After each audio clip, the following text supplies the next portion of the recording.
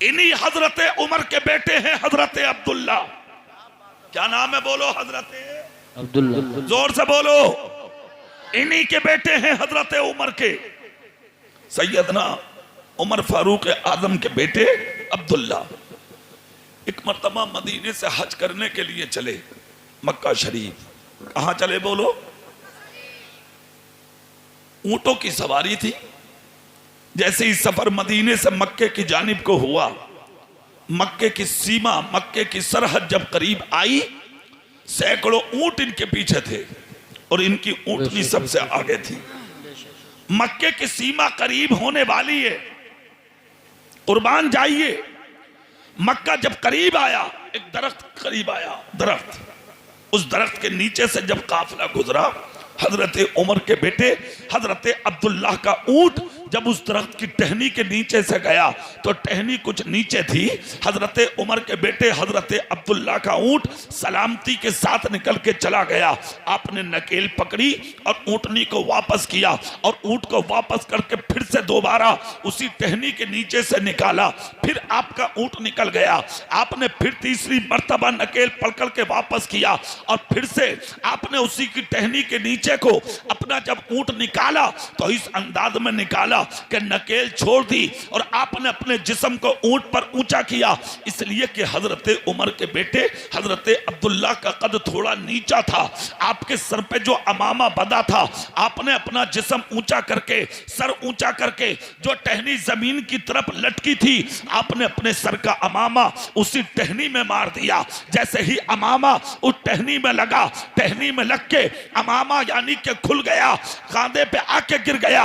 हजरत उमर के बेटे ने वो अमामा शरीफ उठाया और उसी टहनी के नीचे अमामा बांधा, मुस्कुराने लगे। जो साथ में जा रहा था काफिला हज के लिए, वो सब सामने आए।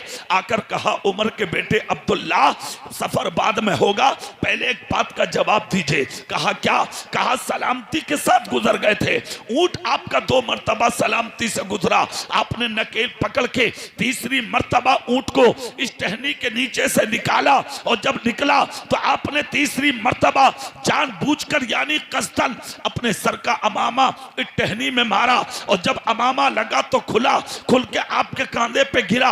अब बांधकर तबस्सुम कर रहे हो, मुस्कुरा रहे हो। क्या आप बता सकते हैं कि जानबूझकर अमामा खोलने की वजह क्या है और बांधकर मुस्कुराने की वजह क्या है?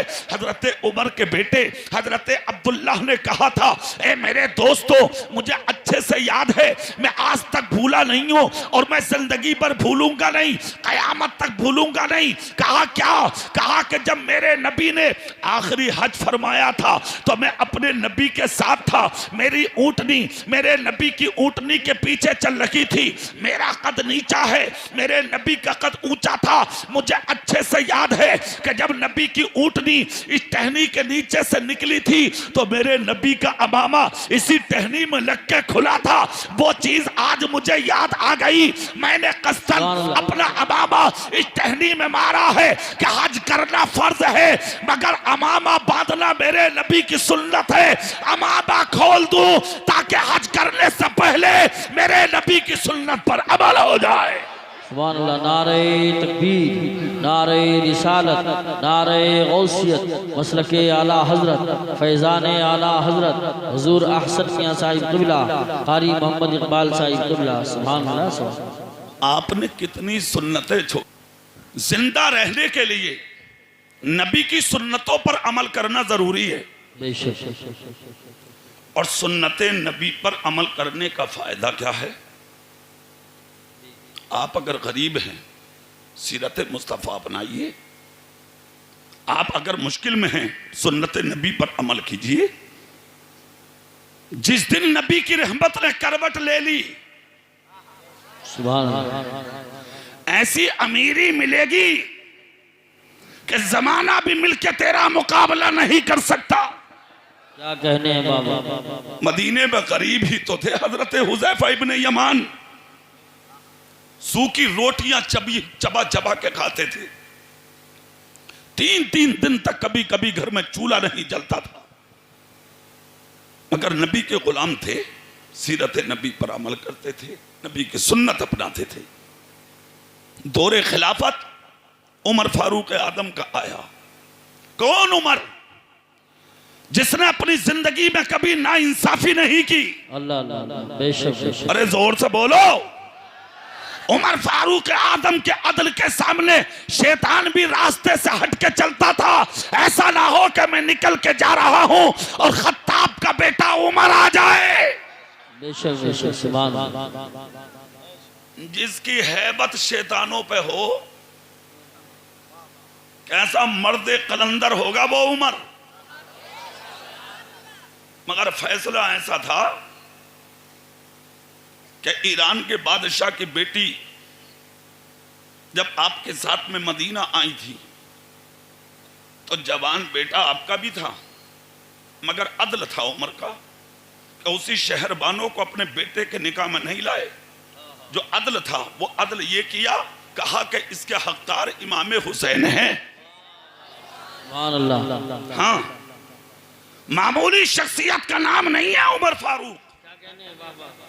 इतने बड़े आदमी अमीरुल मोमिनीन पैमंदों का कुर्ता पहनते थे, पैमंदों का कुर्ता। और इतने पैमंद जानते हो, कभी कभी कुर्ते में 17 पैमंद होते थे और कभी कभी 19 पैमंद होते थे उमर फारूक आजम के। हाँ यार, हमने तो उनकी जिंदगी पे कभी गौर ही नहीं किया, कभी हमने नजर ही नहीं डाली।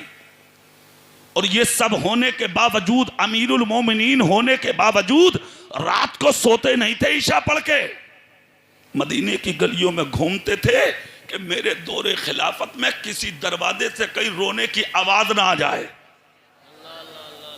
रात को कोई भूखा ना सो जाए।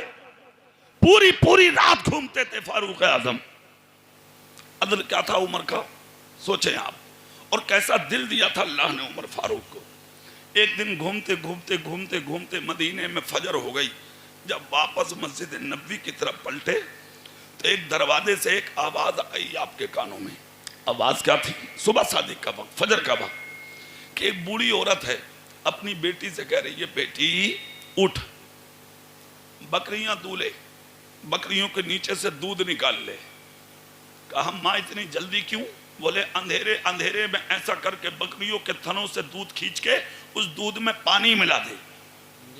हाँ, इतना जब कहा तो माँ की बेटी जो बिस्तर पर लेटी थी वो बोली, माँ कैसी बात कर रही हो? बोले क्यों? बोले जानती नहीं हो कि ये दौर उमर फारूक आदम का है, दूध में पानी मिलाने की बात करती हो? दौर उमर फारूक आदम का है। खबर मिल गई तो जवाब क्या दोगी? बुढ़िया थी, बात बात बुढ़िया भी बड़ी खतरनाक होती है। हाँ, और बात बात बुढ़ा भी। हर बुढ़ा तो नहीं, बात बहुत बड़ा चालाक होता, चाहे उसे 10 बार आना जाना पड़े काम पूरा कर लेगा। चालाक होते हैं बात बात लोग, मगर ज्यादा चालाकी भी अच्छी नहीं है। हाँ, सीधे भी बन के रहो, होशियारी बस इतनी रखो कि तुम्हारा ईमान बचा रहे। बेशक, जोर से बोलो, जोर से। उमर फारूक आदम दरवाजे पे सुनने थे। बुढ़िया बोली, बेटी कैसी बातें कर रही हो? दौर अगर उमर का है तो क्या उमर तुम्हारे दरवाजे पे आ रहे हैं सुनने के लिए? उमर तुम्हारे दरवाजे पे आ रहे हैं देखने के लिए? और उमर वही खड़े थे। अल्लाह। बेटी बोली, माँ ठीक है, अगर उमर नहीं सुन रहे, उमर नहीं आ रहे, तो जिस रब ने हमें पैदा किया है वो रब तो देख रहा है ना। पानी नहीं मिलाऊंगी। बुढ़िया खामोश हो गई। उमर फारूक आगे बढ़ गए, फजर पड़ी, तख्त लगा। जब सिलसिला फैसलों का शुरू होने वाला था तो फारूक आदम ने कहा, आज का पहला फैसला हम जब तक नहीं करेंगे जब तक हम एक बूढ़ी औरत को ना बुला लें। खादिम को बुलाकर कहा, जाओ फला दरवाजे में जाके दस्तक देना, एक बूढ़ी औरत है, उससे जाके कहना तुझे उमर फारूक ने बुलाया है। अदालत में हजारों का मजमा, फौजी दौड़ा, बूढ़ी औरत के दरवाजे पे पहुंचा। जाने के बाद दस्तक दी, अंदर से आवाज आई, कौन? कहा, फारूक आदम का सिपाही हूं। अरे मियां, इतना सुनना था, बुढ़िया हिल गई, बोले गजब हो गया, मेरे दरवाजे पे सिपाही का क्या मतलब? आके बोली क्यों? कहा आप ही है ना? बोले हाँ। चलिए अदालत में।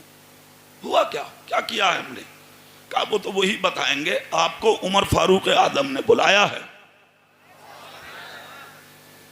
खुदा की कसम इतना सुनना था, बुढ़िया को पसीना आ गया, अपनी बेटी से आके बोली बेटी बचा। गजब हो गया। बोले क्यों? बोले जो तू कह रही थी बात सही हो गई। बोले हुआ क्या? बोले हुआ ना, बात का तो बाद में पता लगेगा, मगर सिपाही आया है बुलाने, उमर फारूक आजम ने बुलाया है। अल्लाह अल्लाह, इतना सुनना था। बुढ़िया बोली मैंने तो तुझसे पहले ही कहा था कि दौर उमर फारूक का है, तूने समझे ही कहा। बोली बेटी अब बचा, कहां जाऊं, क्या करूं, कैसे बचूं?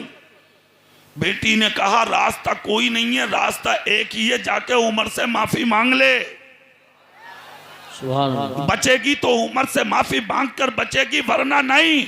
इसलिए कि उमर फारूक आजम ही की तलवार है जो सच्चा फैसला करने के लिए आदमी मदीने के रास्तों में घूमती रहती है। सुभान अल्लाह। इतना सुनना था। बूढ़ी औरत ने सर से पांव तक अपने आप को पर्दे में रख किया, फारूक आजम की अदालत में आई। हजारों का मजमा था, उमर फारूक तख्त पर खड़े थे।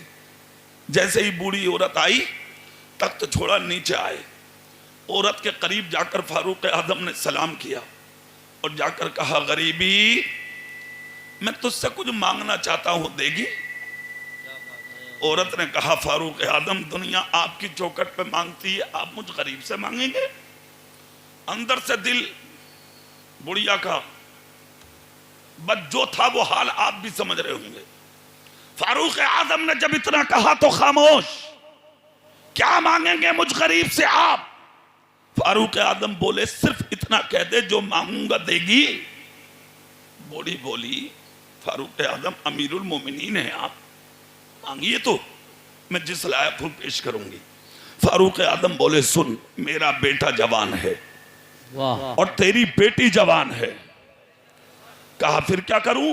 कहा कि अपनी बेटी को मेरे बेटे के लिए पेश कर, मैं अपने बेटे का निकाह तेरी बेटी से करना चाहता हूं। इतना सुनना था। बूढ़ी औरत की वो यानी कि जो अंदर का डर था वो खुशी में तब्दील हुआ।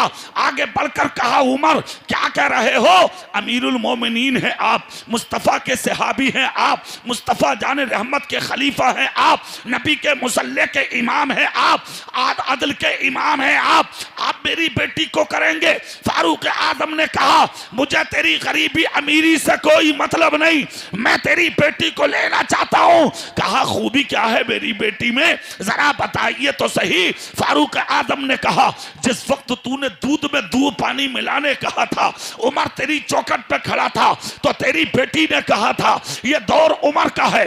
तूने कहा क्या वो देखने आएगा? तेरी बेटी ने एक सोने से भी कीमत से ज्यादा एक जुमला बोला था, और वो ये, ए मेरी बा, अगर उमर नहीं आएगा तो हमारा खुदा तो देख रहा है। बस इसी जुमले ने तेरी बेटी के उमर के दिल पे कब्जा कर लिया है। इसी बात पर खुश होकर मैं तेरी बेटी को अपने बेटे की दुल्हन बनाना चाहता।